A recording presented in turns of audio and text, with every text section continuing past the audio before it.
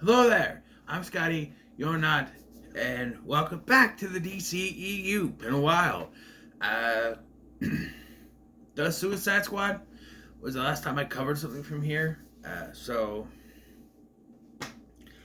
we are talking about Shazam, Fury of the Gods. And okay, full disclosure here. I remember when I saw the trailer, I was immediately disappointed.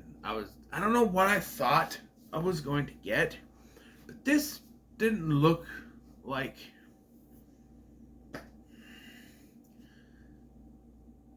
what I thought I was in for.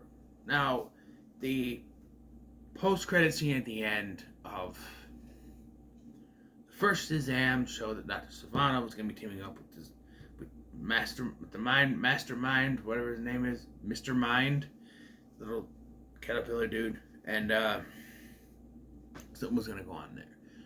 This trailer, it delved into the gods and the lore behind Shazam, but I don't know, it just kind of bugged me. And then I watched the movie, and right away I'm thrown off by the villains.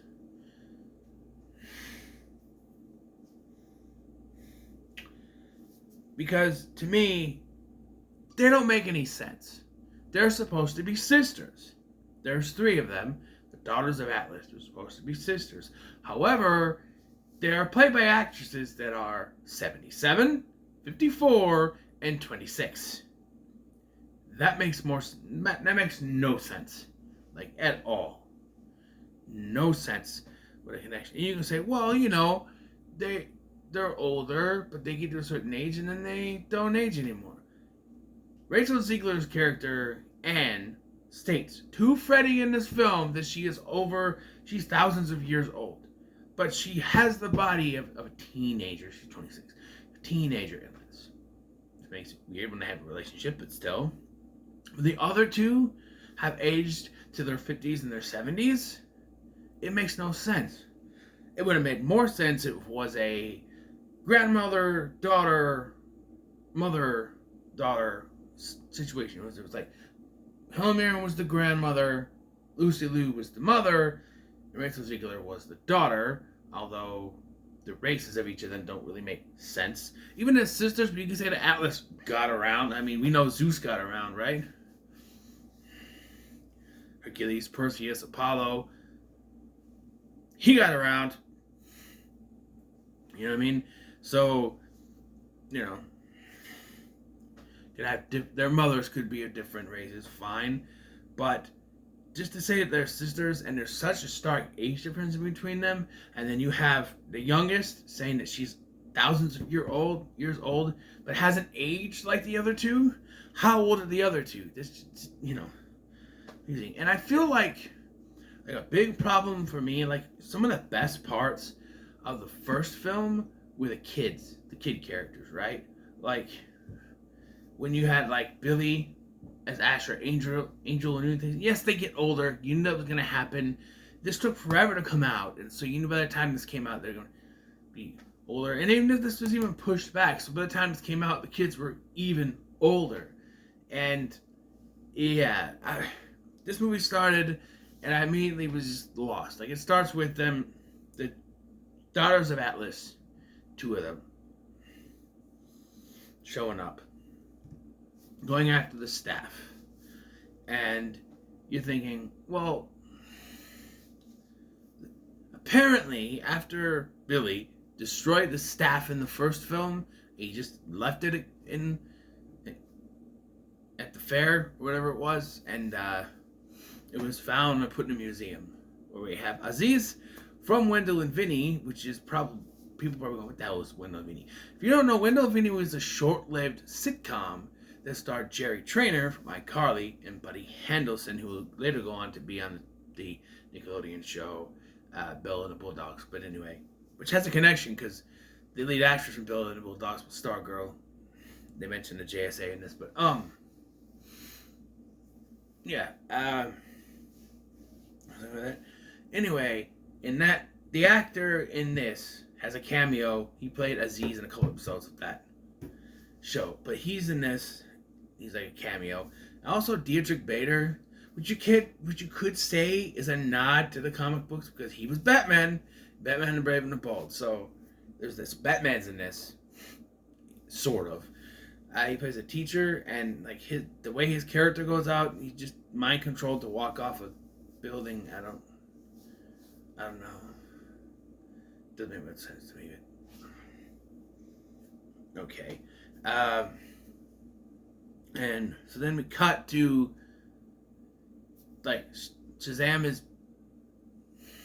Okay, I want to point this out because I don't think there's it's either very very very big irony or David F. Sandberg planned this out.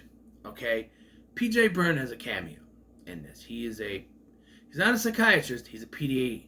He's a podiatrist. And he's talking to Billy, and Billy's big in Shazam form, by the way. Talking to him, Shazam. He's talking to Shazam. Which, by the way, they still don't have a name for him. And it's like, it's not till the end. There's like, what's my superhero name? It goes like Shazam. Oh yeah, that makes sense. Why didn't you? I don't know. Anyway, I was talking to him. Then he has to go because there's something big happening, and it's a bridge is collapsing. There's no really reason given why it was collapsing, but the bridge is collapsing. And I'm like, wait a minute. P.J. Byrne was in Final Destination 5, where the big thing in that, the big, disaster that happens was the bridge collapse. That's either very big irony or somebody was paying attention. I mean, they're Warner Brothers movies. I'm the same. And then we get introduced back to our other characters. They come in, they save the day, and yeah, they're okay. So one of the biggest problems I have is that they do more with at least at the beginning part of this, they do more with the superhero versions of the characters than the kid versions of the characters. We see a lot of them in their superhero forms over their kids, and I feel like that just doesn't make any sense to me. Like, when they're not saving the world, they should be human form, like in their human kid form. And yet, even when they're in the little lair where they can be whoever they want, they're in their Shazam forms. And I really understand. Another decision I don't really understand, well, for the most part anyway, is that in the last film, when Mary, that's like the older foster sibling, transformed, she was a different actress. Now it's the same actress. And I don't know, there's two things I come up with. One, the other actress wasn't available to come back, or two, they wanted to work on her character development, but it wouldn't work unless it was the same actress, I guess. Yet, they constantly have Zachary Levi being the main character of this movie and go through all the character development, even some things where it shouldn't have been him that was there. There's some times where he's saying dialogue and I'm thinking, okay, this would work better if it was Asher Angel's Billy. If it was Billy, not Shazam. It just doesn't work. Like, there's a scene before the big final battle where he's talking to Freddy, and Freddy's like, you don't have to do this. He goes, yes, I do. I'm Captain Every Power Jr. Winks at him and goes off to fight. And I'm like, wouldn't that be something if he was Billy? And there's other speeches like, oh, it's all or no one, or it's all or no one, or something like that. The Three Musketeers thing, and it's like, yeah, but like, and then there's even a moment where, towards the end of the movie, where he comes up, something happens, he comes. Okay, so during the final battle, I have to spoil this, sorry. During the final battle, Shazam dies. He sacrifices himself, and then he turns back to Billy. and it's a great scene because this is Billy, and they're crying over his body, and they bury him in his place with the gods, and then a cameo shows up, which I'll get to later, and brings him back. But he comes back as Shazam, and I just went, they're like, oh, hey, you're alive, and they're hugging him and everything, and I'm just like, no, this would make much more sense if he was Billy, not Shazam. I mean, I get it for the jokes they do after this, it has to be Shazam, but like, I don't know, to me it just doesn't make much sense. Like, it would mean more. You would feel more. There'd be more connection if it was Billy and not Shazam. And the short answer to why it wasn't is because Zachary Levi is the star of the movie and Asher Angel is not really.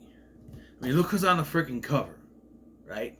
He's the star of the film, and that kind of takes away from the character development that you give Billy, because most of the time it's Zachary Levi, not Asher Angel. And so all the character development is being given to Shazam, not Billy. Even though they're supposed to be the same characters, you don't get that same feel because it's not. You're not looking at the other actor. So if it was the same actor in a different, situation, if it was Zachary Levi playing both roles, it would work. But he's not. I mean, look at Black Adam. The Rock, for many reasons, most likely because of ego, played both roles. Right? He wasn't a kid. He was both Teth Adam and Black Adam. Different roles. The same roles, different look. That thing. So, yeah. Whereas here, it's two different characters, and through the first film, you've grown. You've seen Billy's story and his character development and where he's going. But now, while the character development continues, because you have Zachary Levi playing the role through most of this film, it takes away from that. Because you're like, okay, this is Billy's character development, but we're not seeing Billy, we're seeing Shazam. And that's not what we need. There are way too many instances where they can do scenes where it's like Billy, talking about stuff, but it's Shazam talking about stuff. Like, there's a whole story about how the Foster family is running out of money.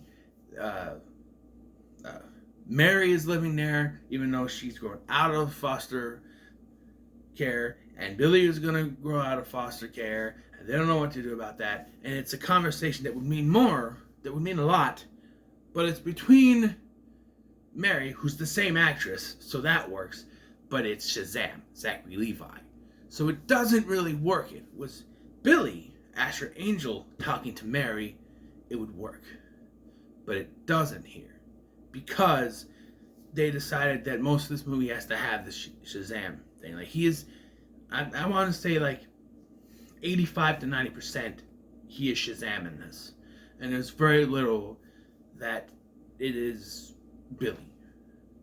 There's maybe a scene at the beginning when they're at the house.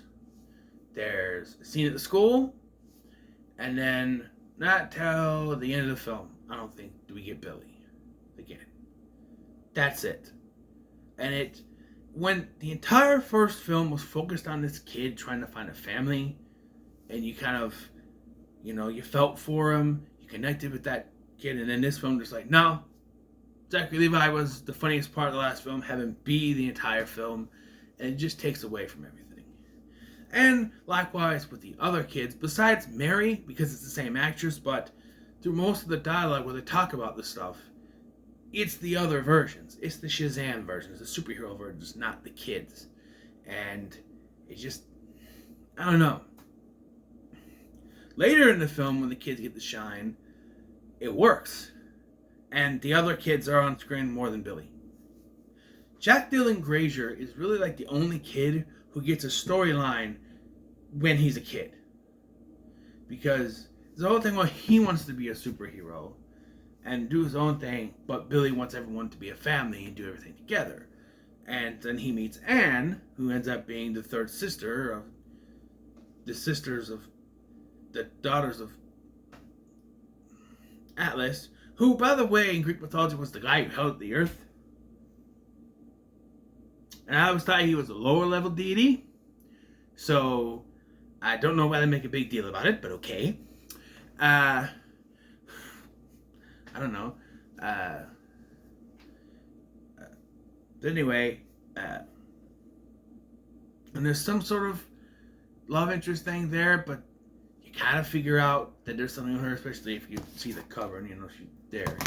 And also, there's a thing that happens with the sisters that I figured out early on in the film.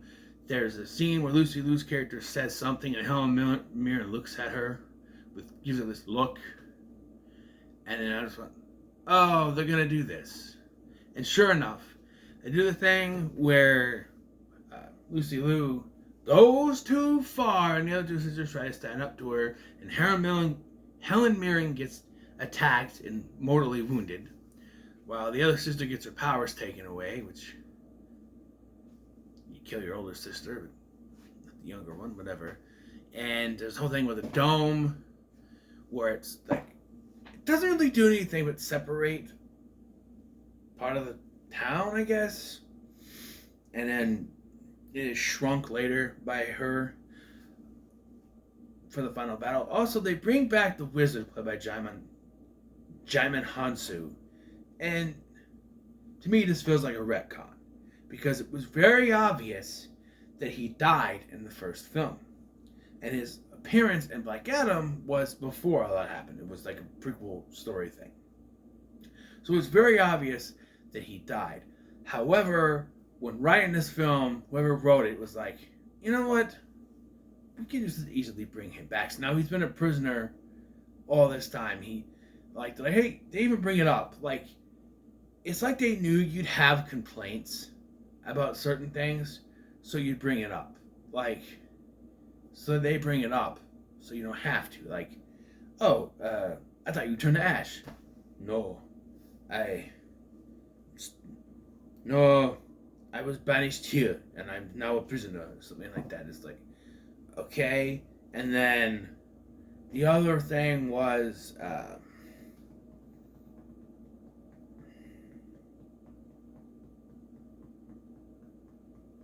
they bring up the superhero thing because Freddy is still bullied, and you're wondering, wait, at the end of the last film, both Shazam, or whatever he's called, and Superman had lunch with him. And, but no, apparently that did nothing to his street cred at all, which is the only thing I could think of, which they should have wrote better, was, yeah, it was cool for a while, but then when they never showed up again, so it was a one-time deal, so everyone just sort of forgot about it. Something, I don't know. You could have wrote that in there. And like the post-credit scenes has Dr. Sivana and the worm guy, and that brings up the whole, oh, I've been waiting, what took you so long? Well, I'm little, it takes so long for me to get places, and it's like, this is just to address the complaints that they weren't the villains in this movie. And, yeah.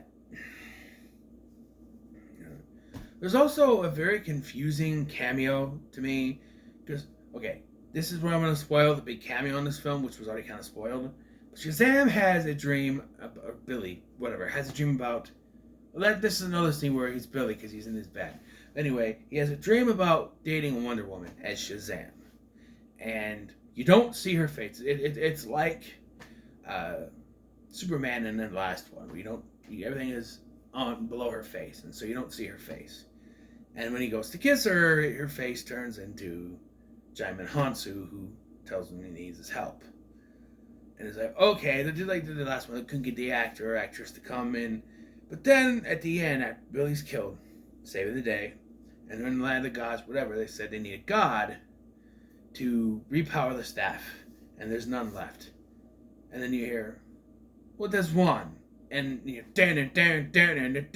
it's Wonder Woman. It's Gal Gadot. It's Wonder Woman. Or Gadot. Whatever. English language dictates that it should be an O sound at the end of her name, but apparently it's not that way. It's Gadot, apparently.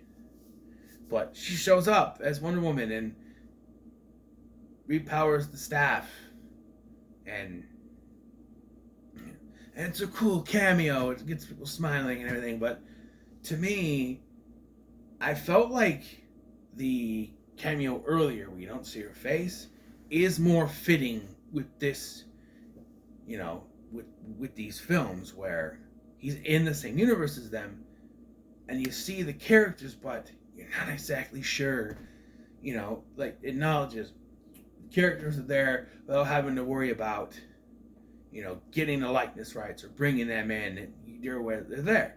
And so, and it fits in with just comedy of these films where it's like, okay, we're going to see the characters we know and love, but might not be able to get the actors to come back because they'll be, coming there. But then you just get the actress to come back, which is a head scratcher for the dream earlier. Like, why wasn't she in that dream? Was it just because they wanted to make you think, okay, they couldn't get her to come in? Boom, look, we got her, we gotcha.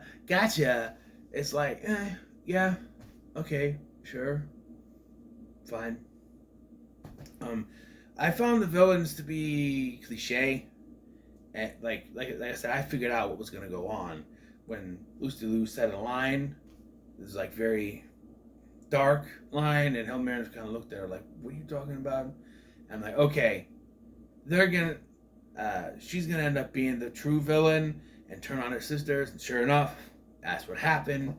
And I came to the conclusion with this when Billy says he has to deal with it. No, it was when Rachel Zegler's character Anne goes to try to stop Lucy Liu and the dragon. She goes like this, and nothing happens because she doesn't have powers anymore. And I came to the realization that, they took away her powers because if they didn't, she could help Billy stop them. So the only reason she lost her powers was so Billy could do his sacrifice, which gets undone. So does her losing her powers. They don't bring back Helen Mirren, though, so it looks like she's permanently dead.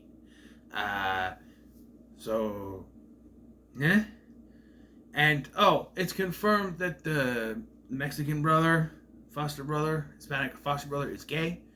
And they're like, yeah, we're not, buddy. Which, if I want to complain, it's that the foster parents finding out the truth about them being the heroes was ruined in a fucking trailer, in the TV spots. I kid you not. I remember seeing that and being like, why would you put that in a TV spot? That should be a reveal for the film that the parents find out. But you put it right there in a TV spot. It was like during a commercial. I think I was watching The Flash or something. A CW show or something. Was The Flash on that point? Something. I was watching something. And that came on and I went, you kidding me? You are kidding me. You put that in the trailer. It baffles me what they put in trailers nowadays. I don't even think the film was out yet. Maybe it just went out. It's like the film hits theaters that weekend, and then that Monday it's like, okay, we can put whatever we want. People want to see it. But that's not the case anymore. You cannot do that. Even before COVID happened, you couldn't do that. Cast your mind back to 2019. Avengers Endgame came out. I went to see it that weekend. That Monday, they showed a TV spot during Monday Night Raw that showed footage from the final fucking battle. And I was pissed. I'm like, I've already seen it, but it's like, what if my son was watching? Well, people who haven't seen the movie yet were watching. They put it in there. They figured, well, weekend's over, people went and seen it. Not everyone can see the movie right away. And I hate it. And even people like YouTube were like, okay, we won't do any Wham does this all the time, which, I just watch their stuff after I've seen the movie. But like, we're doing a spoiler-free talk on that Friday or something, or I'll do a spoiler review or something. Or, hey, we're going to do a full spoiler stream on Monday talking about this movie. And I'm just like, but not everyone has a chance to see it yet. And if you want all your viewers to watch this, you need to put it, like, putting a spoiler talk video out is different because you can watch it whenever they want. But this is a live stream. You can also watch it whenever you want after the fact. But if you want a live stream, you want to get your views up for your live stream, don't do a spoiler stream 2 days after a film is released and expect that everyone has seen the movie by then, every one of your viewers has seen the movie by then, and will come in.